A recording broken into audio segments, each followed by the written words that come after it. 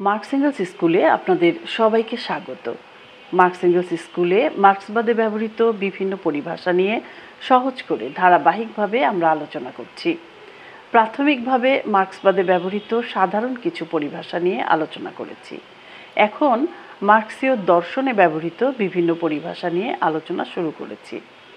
যারা marks angles স্কুলের সাথে যুক্ত হয়েছেন, নিয়মিত আলোচনা শুনছেন এবং বিভিন্ন পরামর্শ দিয়ে আমাদের উৎসাহিত করছেন, সকলকে অসংখ্য ধন্যবাদ জানিয়ে আজকের আলোচনা শুরু করছি। গত আলোচনায় আমরা দেখিয়েছি দ্বান্দ্বিক বস্তুবাদ চারটি প্রধান নীতির উপর দাঁড়িয়ে আছে। এই প্রধান নীতিসমূহের একটি হচ্ছে বিশ্বজনীন সংযোগ ও মিথস্ক্রিয়ার নীতি। আজ আলোচনা করব বিশ্বজনীন সংযোগ ও মিথস্ক্রিয়ার নীতি নিয়ে। পারস্পরিক সংযোগ ও সম্পর্কের উপর ভিত্তি করে দ্বান্দ্বিক বস্তুবাদের বিশ্বজনীন সংযোগ ও মিথস্ক্রিয়ার নীতি তৈরি হয়েছে। প্রথমে দেখি বিশ্বজনীন সংযোগ বলতে কী বোঝায়। বিশ্বজনীন সংযোগ বলতে বোঝায় জগতে একেবারে বিচ্ছিন্ন কোনো ঘটনা নেই।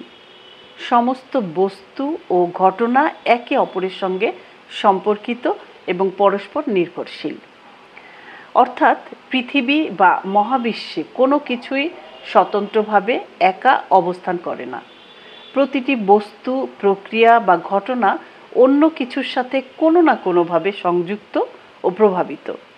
যেমন প্রকৃতিতে দিন ও রাত, গরম ও ঠান্ডা, আলো ও অন্ধকার সব একে অপরের সাথে সম্পর্কযুক্ত। সমাজে অর্থনীতি, রাজনীতি, সংস্কৃতি ও ধর্ম একে অপরকে প্রভাবিত করে। এবারে দেখি মিথস্ক্রিয়া বলতে কী বোঝায়। মিথস্ক্রিয়া বলতে বোঝায় পারস্পরিক ক্রিয়া প্রতিক্রিয়া। প্রত্যেক বস্তু অন্য বস্তুর সাথে শুধু সংযোগের মধ্যেই থাকে না, তারা পারস্পরিক ক্রিয়া প্রতিক্রিয়াও করে। প্রকৃতির সকল উপাদান ও শক্তি পরস্পরের সঙ্গে ক্রমাগত মিথস্ক্রিয়ার মাধ্যমে পরিবর্তিত হয়। অর্থাৎ একটি বস্তুর অস্তিত্ব নির্ভর করে তার ভেতরের ও বাইরের মিথস্ক্রিয়ার ওপর। একইভাবে সমাজ, অর্থনীতি, রাজনীতি, সংস্কৃতি, ধর্ম পারস্পরিক ক্রিয়া প্রতিক্রিয়া করে। এই মিথস্ক্রিয়ার ফলে দেখা দেয় গতি ও পরিবর্তন। যেমন সৌরজগতের অভ্যন্তরস্থ গ্রহগুলির সঙ্গে সূর্যের মিথস্ক্রিয়ার ফলে দেখা দেয় সূর্যের চারপাশে সেগুলির গতি। চেতন ও অচেতন প্রকৃতির মধ্যে মিথস্ক্রিয়া শুধু যে উদ্ভিদ ও প্রাণীগুলিরই পরিবর্তন ঘটায় তাই নয়, সেগুলির পরিবেশকেও পরিবর্তন করে। পরিবেশে উদ্ভিদ ও প্রাণীর পারস্পরিক মিথস্ক্রিয়া ইকোসিস্টেম গঠন করে। সমাজে মানুষে মানুষের সম্পর্ক ও সংঘাত সমাজের পরিবর্তন ঘটায়। এই নীতি বোঝায় যে পরিবর্তন স্থির নয়, বরং চলমান প্রক্রিয়া, যা পারস্পরিক ক্রিয়ার মাধ্যমে ঘটে। এবারে দেখি এই জগৎ ও জীবনকে জানতে বিশ্বজনীন সংযোগ ও মিথস্ক্রিয়ার নীতি কেন গুরুত্বপূর্ণ। প্রথমত, এই নীতি জগৎকে সামগ্রিকভাবে বোঝার সুযোগ দেয়। এই নীতি আমাদের শেখায় যে কোনো বিষয়কে আলাদা করে নয়, বরং প্রত্যেকটি ঘটনাকে পারিপার্শ্বিক সম্পর্ক ও প্রভাবের প্রেক্ষিতে বোঝা দরকার। দ্বিতীয়ত, এই নীতি বৈজ্ঞানিক বিশ্লেষণের ভিত্তি প্রদান করে। প্রকৃতি, সমাজ ও চিন্তার বিভিন্ন ঘটনা একে অপরের সঙ্গে যুক্ত। এটি বোঝার মাধ্যমে বিজ্ঞানীরা ঘটনার কারণ ও ফলাফল সহজেই খুঁজে বের করতে পারেন। তৃতীয়ত, সামাজিক পরিবর্তন ব্যাখ্যা করতে সাহায্য করে।